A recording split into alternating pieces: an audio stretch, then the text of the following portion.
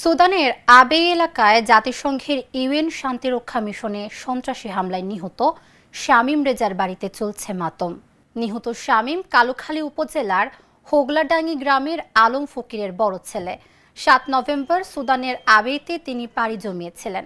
রোববার দুপুর ৩টায় রাজবাড়ীর কালুখালী উপজেলার মৃগী ইউনিয়নের হোগলাডাঙ্গি গ্রামে গিয়ে দেখা যায় বাড়ির সামনে বসে আহাজারি করছেন বাবা আলম ফকির। স্বজন ও প্রতিবেশীরা তাকে শান্ত করার চেষ্টা করছেন। ২০১৭ সালে বাংলাদেশ সেনাবাহিনীতে সৈনিক পদে যোগ দিয়েছিলেন। তার সর্বশেষ কর্মস্থল ছিল বগুড়া সেনানিবাস। ৩ ভাই ও ১ বোনের মধ্যে সবার বড় শামীম। ১.৫ বছর আগে তিনি বিয়ে করেন। শুক্রবারের কথা বললাম।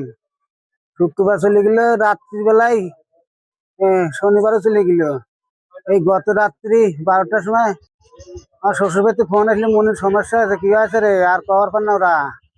সকালবেলা মোবাইল থেকে কয় যে মনি মনি তো নাই রে, শুনে তো আমরা শেষ হইয়া গেছি রে।